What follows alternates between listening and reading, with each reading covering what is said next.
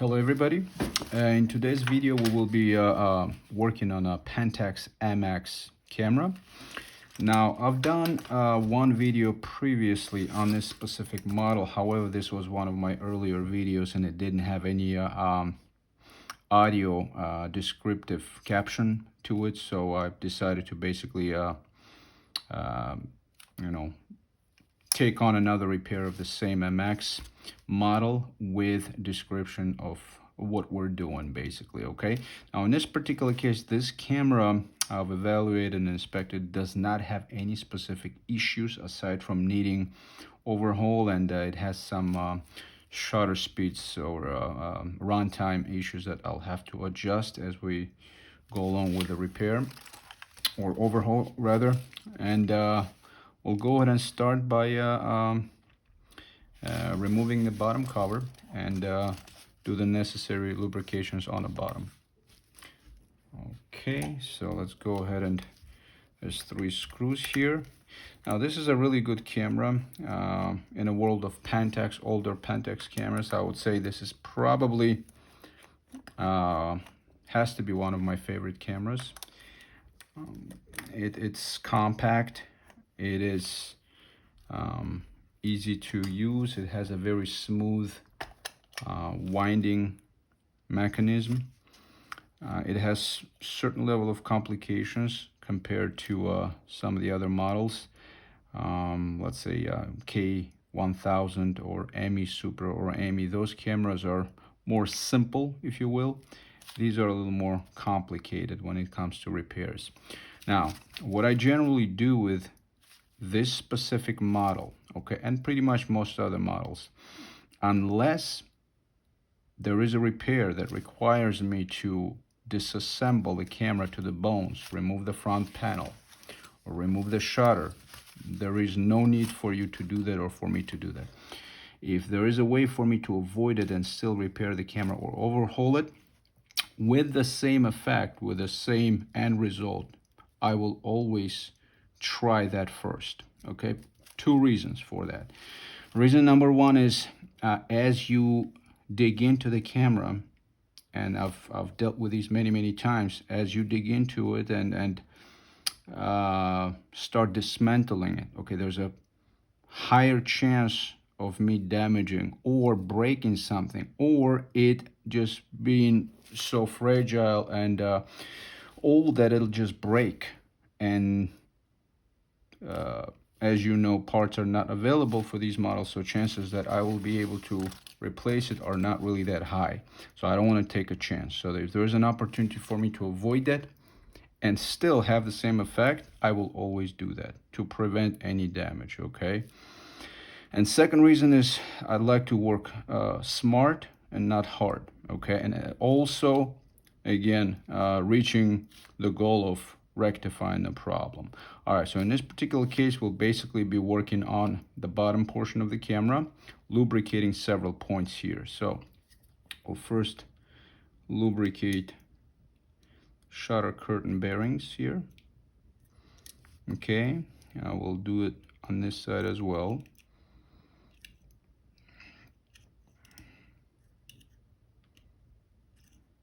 Okay, now I'm not just pouring oil all over the place. I know the points of access that need to be lubricated specific to the model that I'm working on, and that's what I'm doing. I'm applying oil and lubricant in those specific areas, and those specific areas only. So this right here is what we call a slow speeds governor. It controls your slower speed. So you'll notice right now if I wind it, it's not really engaging because it's on a higher speeds. Okay, there's no movement here. Now if I set my speed to, let's say, I don't know, a second, and I will go ahead and do the same thing, you will notice obviously the movement starting taking place and gears starting to advance over in this area. Okay, so it also needs to be lubricated accordingly. Okay, because if the oil dries up or it's non-existent, it'll sputter and it will not work. Okay, and all of that obviously can be achieved from the outside without disassembling the whole camera for no reason. All right. And now I'm gonna go ahead and lubricate the winding portion here as well.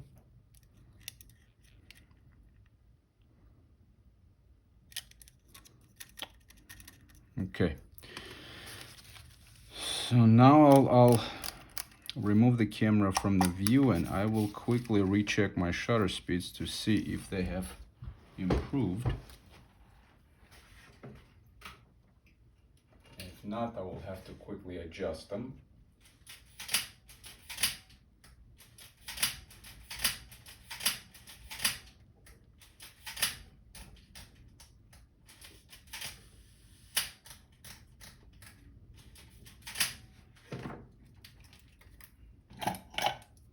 Needs a little bit of an adjustment, so I'll go ahead and take care of that right now.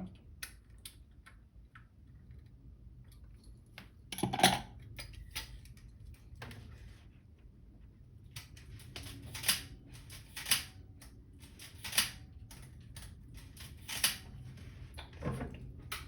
Okay, so we can go ahead and continue on. Light metering is spot on, so we're not too worried about any adjustments there. I'll go ahead and put everything back.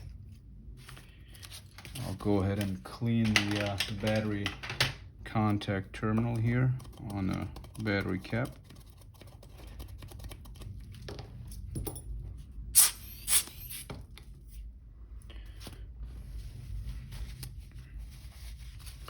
Light seals have already been replaced, so I'm not going to bore you with that process. And if you want to see that, you can also refer to my previous, one of the earlier videos.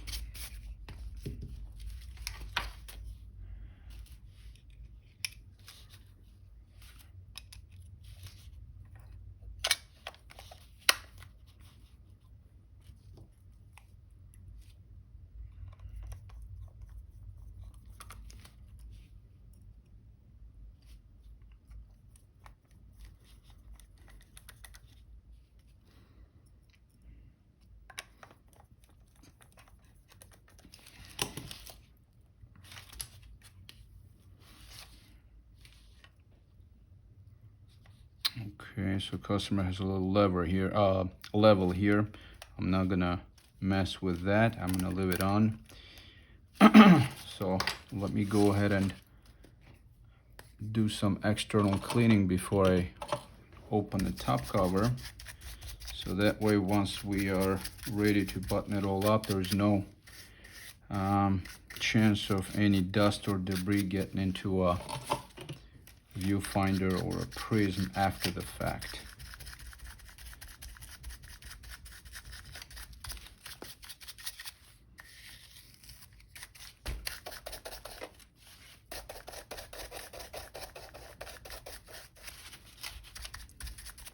Now, once I open the top cover, there's a couple of things I'm going to address, okay? There's 3 gears on the top that could cause a dry fire, okay? That terminology obviously doesn't necessarily apply to the cameras, but it is similar to it, where basically it feels like it releases it, but it really doesn't. It actually partially releases the shutter, okay? It feels like it does, but it really stays in the same spot. So we need to lubricate those gears. And again, in my experience, Pentax cameras do require a lot of lubricant. They are designed to be lubricated on a regular basis, especially K1000 and MX series. I don't know why, but that's majority of the cameras that we get. They are in need of lubrication, heavy lubrication, well, in proper spots obviously, but it is the case for some reason. Minoltas, Nikons definitely not as much. Nikons probably require the least, unless it's just certain areas that we need to address, but neither shutter or winding mechanism on any of the Nikons, FMs, EMs, FGs, they hardly require any lubricants.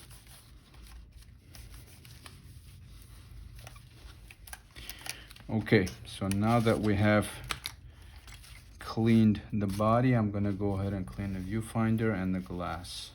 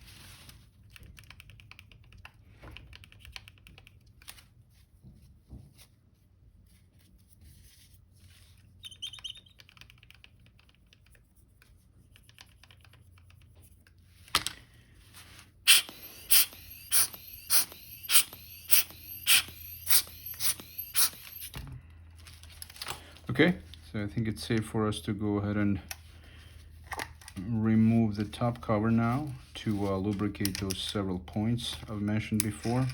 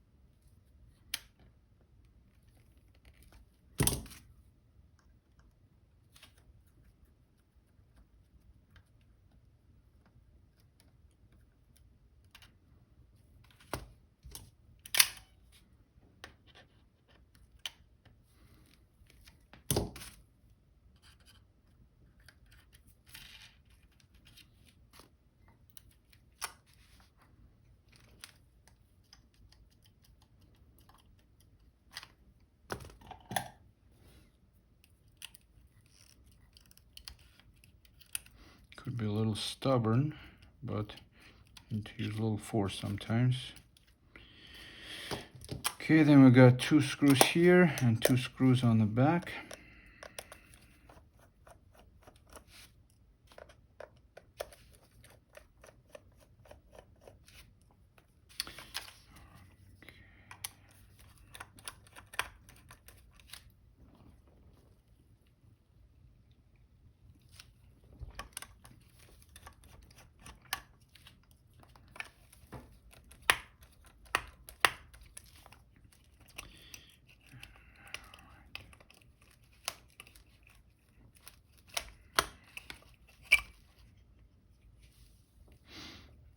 Okay, so we've removed the top cover. You see, this is the problem with Pentaxes.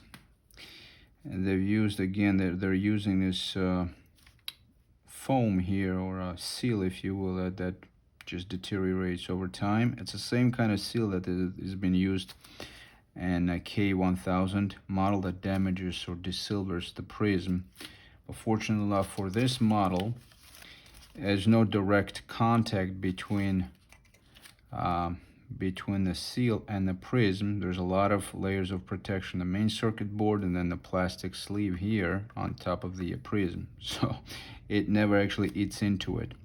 But when it deteriorates, it has some of this debris detaches from it and just jumps or gets into the viewfinder. So I'll just go ahead and put a little layer of tape on top here so it doesn't go any further.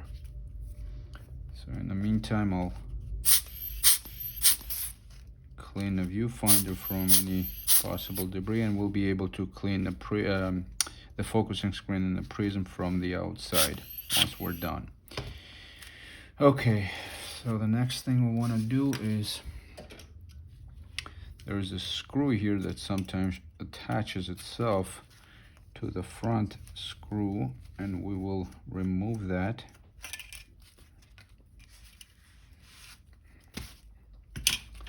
And then put it back in place, which is over here. see.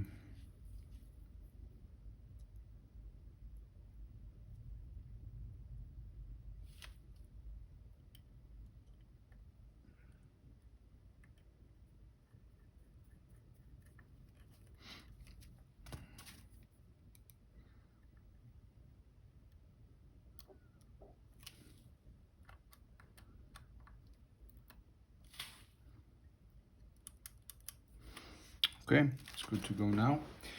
All right, so back to what I was gonna do. So there's several points.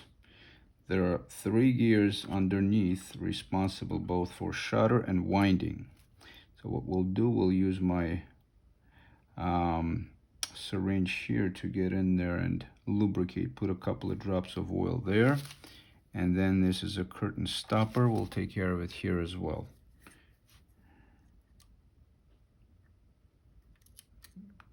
Okay.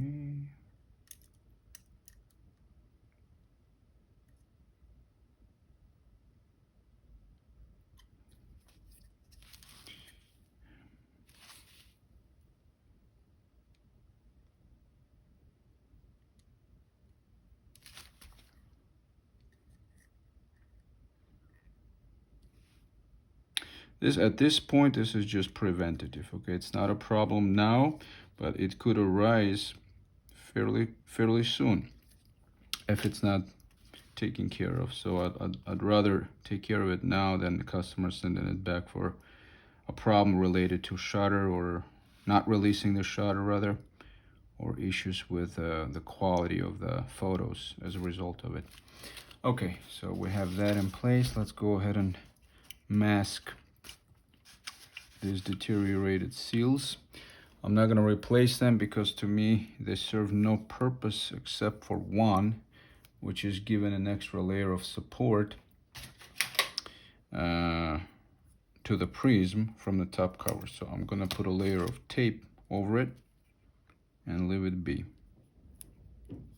so it doesn't get any of this debris in the viewfinder.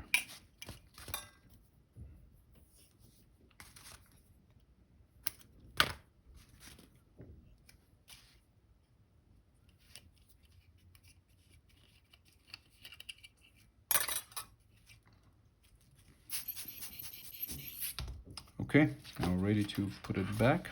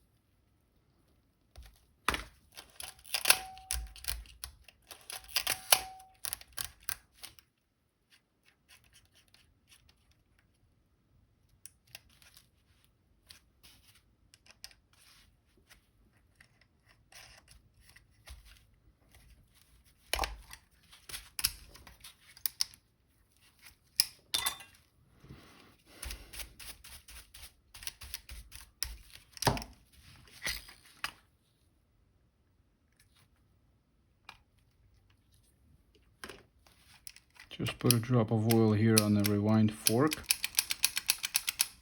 Okay. It's much smoother. And again, if this is stiff, your entire winding, once you have a filament there, it's gonna be noticeable. Okay, so stiffness could also come with the fact that there needs to be a little bit of a lubrication or cleaning done on this side, but I'd prefer just to drop a little drop of oil, because that's gonna carry on much longer.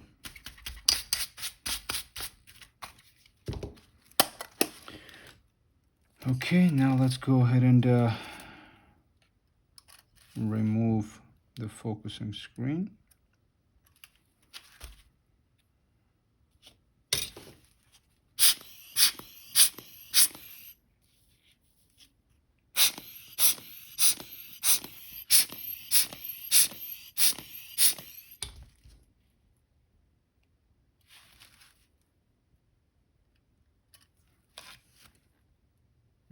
Still pretty dusty, so what we'll have to do is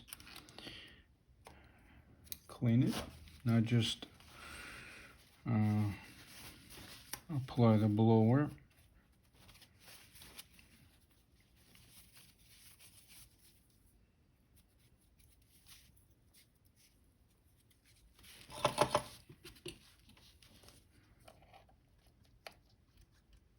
Sometimes this debris has been sitting there for too long. It basically attaches itself to to the prism or a focusing screen, so just blowing it doesn't always do the trick. It needs to be cleaned.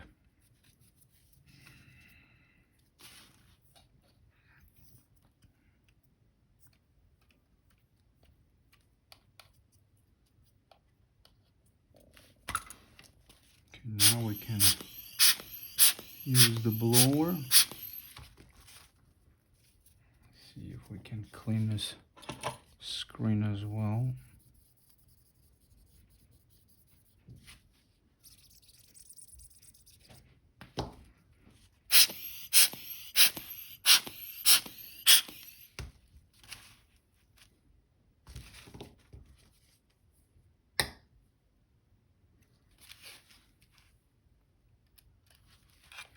Take a look at it.